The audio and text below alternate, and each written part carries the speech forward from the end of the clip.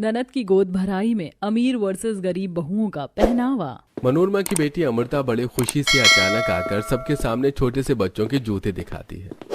हाय mummy papa, hello भैया भाभी, आप सब कैसे हैं? सरप्राइज।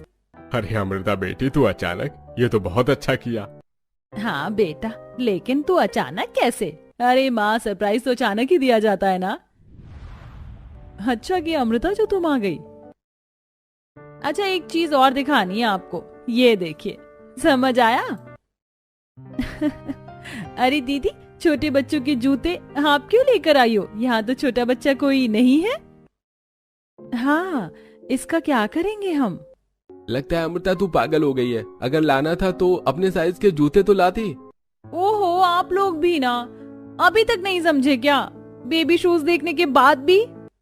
अमृता, कोई समझे ना समझे, लेकिन तुम्हारी शहर वाली भाभी समझ चुकी है। हम स्मार्ट जो हैं। तुम प्रेग्नेंट हो ना माँ जी, हमारी अमृता माँ बनने वाली है, और मैं मामी, आप नानी।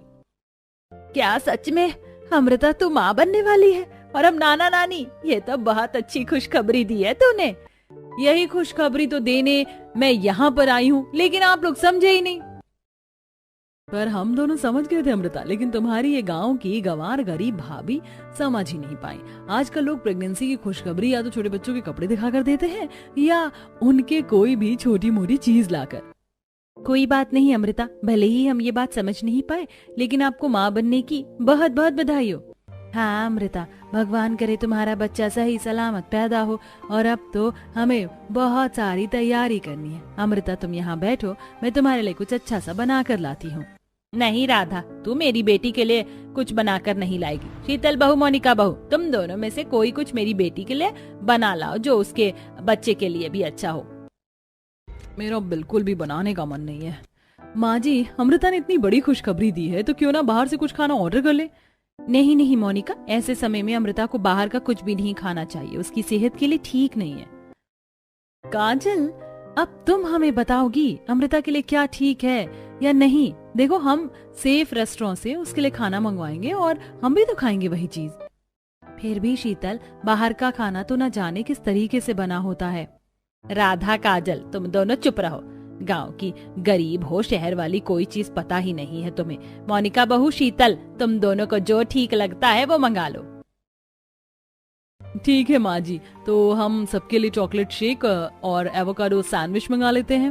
राधा भाभी, मेरा इससे पेट नहीं भरेगा, थोड़ी भूख भी लगी है। आप अपने हाथ का कुछ बनाकर खिला दो। ठीक है, मैं मटर पुलाव बनाकर ले आती हूँ। बहू, थोड़ा ज्यादा बनाकर लाना, मैं भी खाऊंगा। हाँ, और मैं भी। ये सुनकर दोनों अमीर बहू चिढ़ जाती हैं और बाहर से chocolate shake, avocado sandwich order करती हैं। वहीं दोनों गरीब बहू रसोई में मटर पुलाव और रायता बनाती हैं। कुछ ही देर में मटर पुलाव बन जाता है और पार्सल भी घर पर आ जाता है, तो सब साथ मिलकर खाना खाते हैं। वाह भाभी, चॉकलेट शेक और एवोकाडो सैंडविच बहुत अच्छा लग रहा है, थैंक यू। अरे इसमें थैंक यू वाली क्या बात है? अब तुम प्रेग्नेंट हो, देखना हम तुम्हारा कितना ख्याल रखेंगे। अमृता, तुम्हें खाने पीने की टेंशन तो बिल्कुल नहीं लेनी, उसके लिए मैं और काजल है ना, तुम्हारे लिए अच्छा अच्छा खाना बना देंगे। और ऐसे समय में गोंद के लड्डू बहुत फायदा करते हैं। उसके लिए तुम्हें लड्डू बनाने की जरूरत नहीं है, मैं अपनी बेटी के लिए लड्डू बना लूंगी, भूलो मत। मैंने तुम्हें अभी तक अपनाया नहीं है अपनी बहू के रूप में। अरे मनोरमा, फिर से वही बात है। चारों बहू की शादी को 8 महीने हो गए हैं। जब तुमने अपनी लव मैरिज वाली अमीर बहू को अपना लिया है, तो मेरी पसंद की गरीब बहू को भी अपना लो। देखो, वो बहुत अच्छी है। अरे रहने दो, कितनी भी अच्छी सही, मेरी पसंद से नहीं लाए तुम, लेकिन मेरे बेटों की पसंद मेरी पसंद है। वो आज के जमाने की है, इन्हें कुछ भी नहीं आता, ऊपर से दहेज भी लेकर नहीं आए। अरे थोड़ा तो नाम करवाती अपने ससुराल वालों का। मनोरमा, तुम्हें बहू आज के जमाने की चाहिए, लेकिन तुम्हारी सोच 10 जन्म पुरानी है। मेरे दोनों बहू इतनी संस्कारी हैं कि दहेज भी कम है उनके आगे, और वैसे भी हम इतने अमीर हैं कि कोई जरूरत नहीं है हमें इसकी। और मैं तुम्हारी अमीर बहू के बारे में कुछ कहूं उससे पहले तुम खुद उसे देख लो। ऐसा कहकर कैलाश दोनों बहू के पहनावे पर जोर डाल रहा था। दरअसल शादी के बाद से ही गांव की बहुएं घूंघट करती थीं और तहजीब में रहती थीं। वहीं दोनों अमीर बहू घर में आने के बाद वेस्टर्न कपड़े और मॉडर्न साड़ी ब्लाउज पहनती थीं और घर का काम तो एक भी नहीं करती थी। लेकिन मनोरमा ने मॉडर्न बहू को जितनी छूट दे रखी थी, ये देखकर कैलाश ने भी बहू का घूंघट हटवा दिया। अब बहू सिर्फ सिर पर पल्ला करती थी और घर की सारी जिम्मेदारी भी वही दोनों उठा रही थी। रात के 9 बजे सब लोग डिनर करते हैं कि दामाद अंकित घर आकर अमृता को वापस ससुराल ले जाता है। ऐसे ही दिन गुजरते हैं। एक दिन काजल और राधा अपने कमरे में बैठकर साड़ी ब्लाउज तैयार कर रही थी, तब मनोरमा, ये क्या करती रहती हो तुम दोनों? कमरे में जब भी आऊं बस अपनी सिलाई मशीन लेकर बैठ जाती हो। घर के और काम नहीं है क्या तुम्हें? माँ जी, घर का सारा काम खत्म करके ही हम दोनों काम कर रहे हैं। वो क्या है ना, जल्दी भी हो जाएगा काम। अच्छा, किसकी शादी में जा रही हो? इतने साड़ी ब्लाउज तैयार करने पड़ रहे हैं तुम्हें? माँ जी, किसी की शादी में नहीं जा रहे। वो हमारी शादी की 2-3 साड़ी बहुत सादी हैं, इस पर से थोड़ी मोती शीशे लगाकर कढ़ाई करके भारी साड़ी बना रहे थे। ये सब बाद में करना, पहले अपने पापा जी को चाय बना कर दो और मुझे टिक्की बना कर दो। आज मौसम मुझे अच्छा लग रहा है, टिक्की खाने का मन है। जी माँ जी। तब दोनों बहू अपनी सिलाई कढ़ाई साड़ी का काम साइड में करके रसोई में चली जाती हैं और चाय टिक्की बनाकर सास ससुर को देती हैं। तब ससुर, वाह बहू, तुम्हारी हाथ की चाय पीकर सारी टेंशन, सिर दर्द सब भाग जाता है। बस एक ही मुसीबत है जो भागती नहीं है। क्या बोल रहे हो तुम? कुछ सुना मैंने, लेकिन भूलो मत, तुम्हारा पीछा कभी नहीं छोड़ूंगी मैं। क्या कहा? सुना तुमने? मैंने तो कुछ भी नहीं बोला। अरे तुम मेरा पीछा कभी छोड़ना भी मत, क्योंकि तेरा मुझसे है पहले का नाता कोई, यूं ही नहीं दिल लुभाता कोई, जाने तू या जाने ना। पापा जी, आप इस उम्र में भी कितना अच्छा गा लेते हैं और प्यार भी करते हैं। तुमसे पूछा किसी ने? अब जाओ और बाजार से सब्जी खरीद कर ले आओ। मैं आज लौकी टिंडे नहीं खाऊंगी। ठीक है माँ जी। इसके बाद दोनों बहू बाजार जाकर सब्जी लेकर आती हैं। वहीं दोनों बहू वेस्टर्न कपड़े पहनकर बाहर जा रही थी। तब सास, अरे मैं तुम दोनों के पास ही आ रही थी बाहर शॉपिंग पर जाने के लिए, लेकिन तुम दोनों ने ये कैसे कपड़े पहने? कहाँ जा रही हो? माँ जी, हम दोनों क्लब जा रहे हैं, हमारी फ्रेंड ने हमें बुलाया है, शॉपिंग आपके साथ फिर कभी करेंगे। और वैसे भी माँ जी, आप भूलिए मत, शादी के बाद हमने आपसे कहा था कि हम वेस्टर्न कपड़े ही पहनेंगी। लेकिन बहू, बाहर वाले बोलेंगे तुम दिन में जा रही हो, सब देखेंगे। आपकी बातों से ऐसा तो लगता नहीं है कि आप हमें रात में भी जाने दोगी, और दूसरों से हमें क्या मतलब? प्लीज माँ जी, आप गरीब जेठानी की तरह मत समझो हमें, जो घूंघट में रहे हाँ जी करें। बाय द वे माँ जी, वी आर गेटिंग लेट, सो टाटा। ये सुनकर मनोरमा को बुरा लगता है और दोनों बहू क्लब में पार्टी करने पहुंच जाती हैं। बलखाता है बदन, ऐसी जो ताल है, सांसों में चलती हैं आंधियां, बहकता है ये मन, अब तो ये हाल है, मस्ती में खोए हैं हम यहाँ। हो तुम भी खो के मस्त होके, कोई टोके तो खुल के कहो, it's the time to disco, कौन मिले देखो किसको, it's the time to disco. अच्छा, बुढ़िया के साथ शॉपिंग करने नहीं गए, वरना पका देती हैं ये, राइट शीतल? ऐसे ही दोनों मॉडर्न बहू अपनी मनमानी करती हैं। वहीं दोनों गांव की बहू को कपड़े सिलने का शौक था, तो वो अपने खाली टाइम में अपने या पड़ोसियों के लिए कपड़े सिल दिया करती थी। एक दिन, मैं क्या कह रही थी, काजल अमृता माँ बनने वाली है, उसे हल्के ढीले कपड़े भी तो पहनने के लिए चाहिए, क्यों ना हम उसके लिए मैक्सी बना दे? हाँ, तो मैक्सी बना दो और मैं एक ढीला अनारकली सूट बना देती हूँ। ये कहकर दोनों गर्भवती नंद के लिए ढीला सूट और मैक्सी सिल देती हैं। वहीं दूसरी तरफ नंद को गर्भवती के 5 महीने हो जाते हैं और मनोरमा फोन करके अपनी बेटी को घर बुला लेती है और उसका ख्याल रखती है। एक शाम, माँ, मुझे कुछ मीठा खाने की क्रेविंग हो रही है और गर्मी भी लग रही है और ये कपड़े भी ठीक नहीं लग रहे। कोई बात नहीं, मैं अभी तेरे लिए कुछ मीठा बनवा देती हूँ। शीतल बहू, अमृता के लिए कुछ अच्छा सा मीठा बना दे। फिर बुढ़िया और इसने परेशान किया। माँ जी, मैं दीदी के लिए कैलॉग्स ले आऊं दूध में डालकर और उसमें थोड़ी सी स्ट्रॉबेरी डाल दूंगी। नहीं भाभी, मेरा वो खाने का मन नहीं है, कुछ बना दो ना गरम सा, ये सब नहीं खाना मुझे। अच्छा तुम रुको, मैं अभी बाहर से गर्मा गर्म गुलाब जामुन ऑर्डर कर देती हूँ। वाओ, ये खुशबू कहाँ से आ रही है? दीदी जरा यहाँ तो देखिए, मैंने आपके लिए पैनकेक बनाया है और इसके ऊपर शहद भी डाल दिया है, खाकर देखिए। वाओ भाभी, लेकिन आपको कैसे पता चला कि मुझे कुछ अलग खाना है? मैं अभी अभी तो बोली थी। वो काम करते करते मैंने आपका मूड देख लिया था, आप चिड़चिड़ा सा महसूस कर रही थी। ऐसे गर्भवती के समय में मेरी भाभी ने भी किया था, फिर उनको कुछ मनपसंद बनाकर दे दिया तो वो खाकर खुश हो गई थी। और आपको तो मीठा ज्यादा पसंद है, इसलिए मैंने पहले ही बनाना शुरू कर दिया। वाह भाभी, आप कितने अच्छे से समझती हैं। थैंक यू, ये बहुत टेस्टी है। एक और लेकर आइए ना। हाँ हाँ, और दीदी उसके बाद ये आम पन्ना पीना, मीठे से चटपटा मन हो जाएगा। जी भाभी। ज्यादा मेरी बेटी के करीब आने की कोशिश मत करो। तुम्हें ऐसा लगता है ना कि मेरी बेटी को खुश रखोगी तो मैं तुम्हें अपना लूंगी, लेकिन ऐसा बिल्कुल नहीं होगा। नहीं माँ जी, हम तो सिर्फ दीदी का ध्यान रख रहे हैं। रहने दो, सब पता है। डोरबेल बजती है और पार्सल आता है। देखो अमृता, हमने तुम्हारे लिए खास ऑर्डर करके दुबई से कपड़े मंगवाए हैं। वो मेरी फ्रेंड है ना शनाया, दुबई में रहती है। मैंने उसको बोला था मेरी ननद के लिए दुबई से कुछ मैटरनिटी के कपड़े भेज दे, तो अब ये तुम पहन कर देखो, तुम्हें अच्छा लगेगा। मोनिका भाभी आप कितनी अच्छी हैं। मुझे ये न्यू कंफर्टेबल कपड़े चाहिए थे और आपने मंगवा दिए। मैं चेंज करके आती हूँ।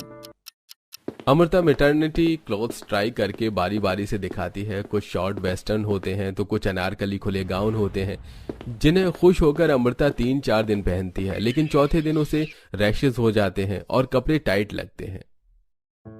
माँ भाभी ये कैसे कपड़े हैं? उस दिन तो ठीक थे, लेकिन जो मैंने कल और आज पहने थे उससे मुझे रैशेस हो गए। कल मैंने ध्यान नहीं दिया, लेकिन आज देखिए, आज भी मेरे हाथों पर रेड रेड हो गया है और पेट के पास भी। कहीं इससे मेरे बच्चे को कुछ हो गया तो?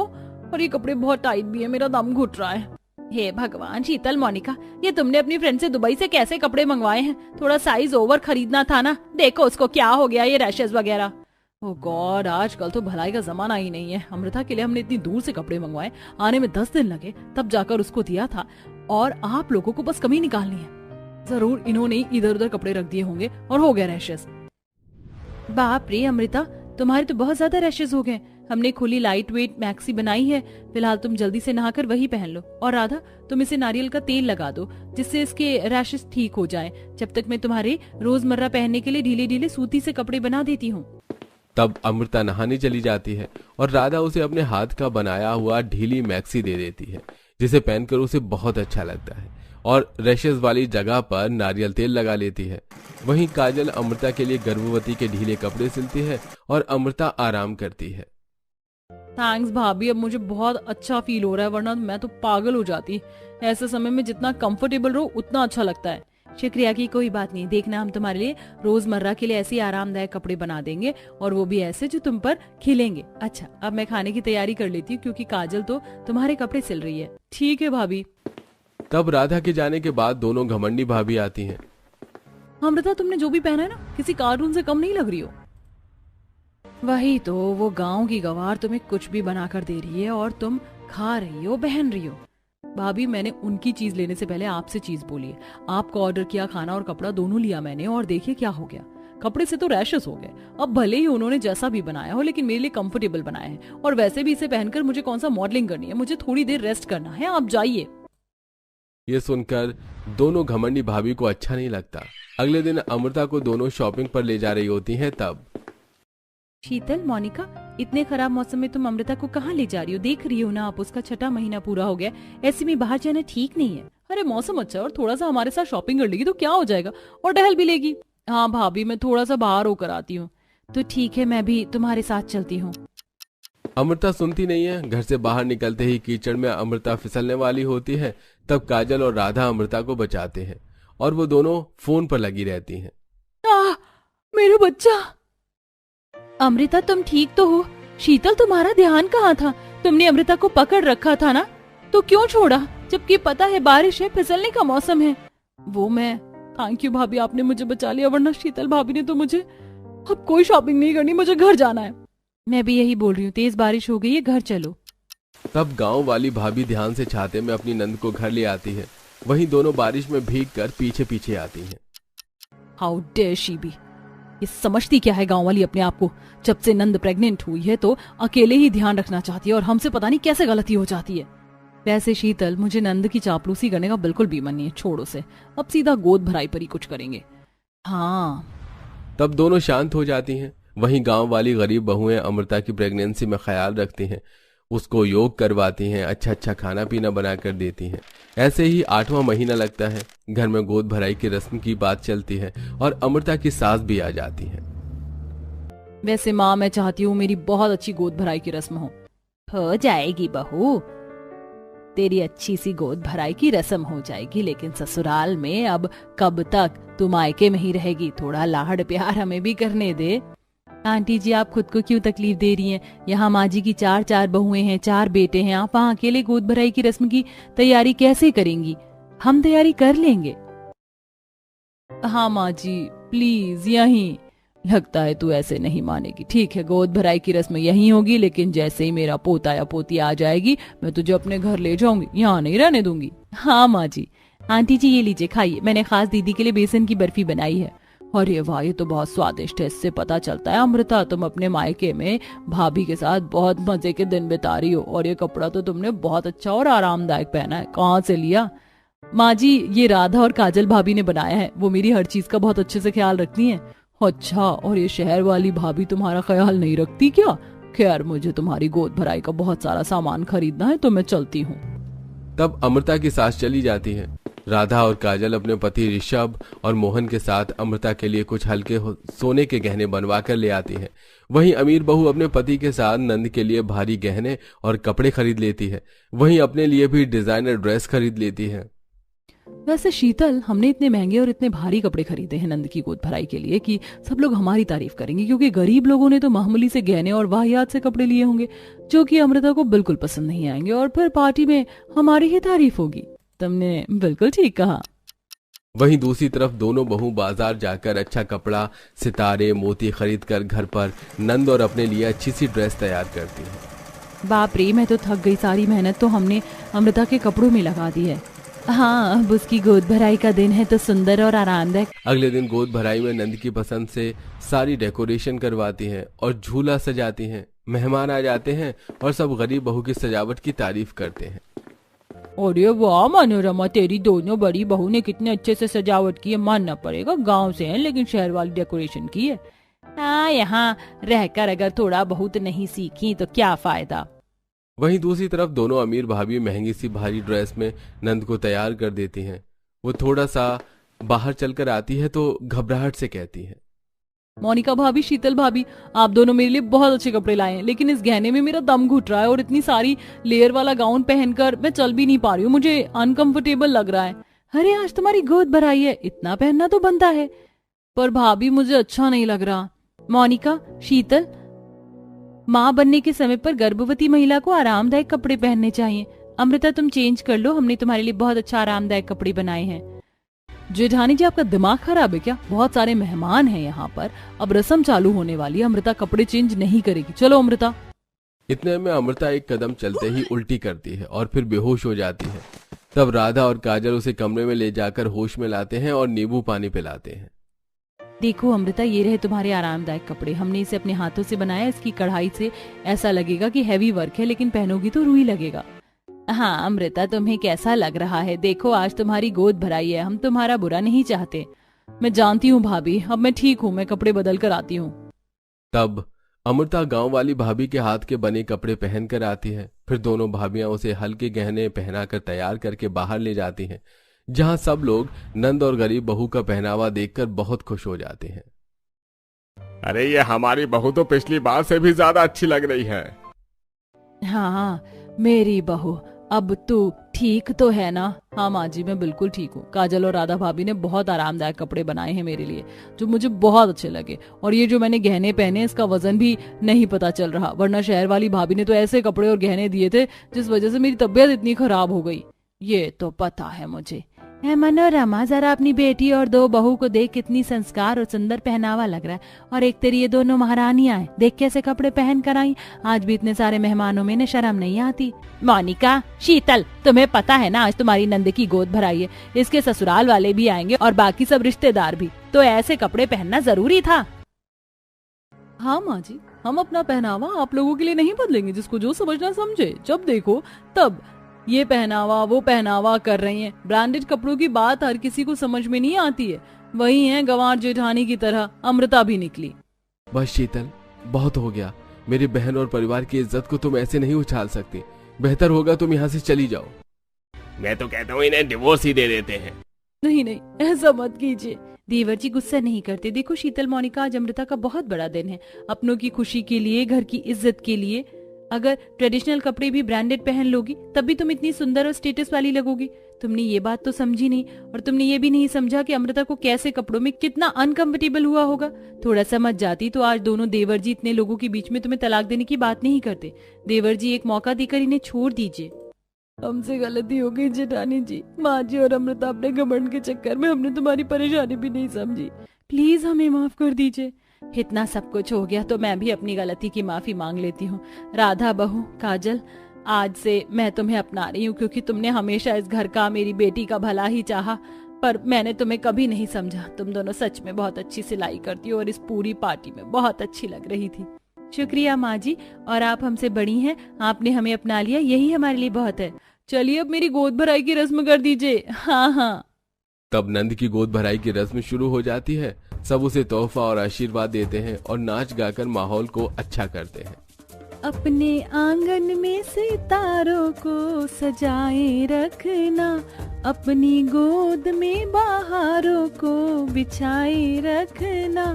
हाँ, एक नन्हा सा मेहमान आने वाला है, गोद में तेरी भरी मिठाई जैसा होगा वो मेहमान।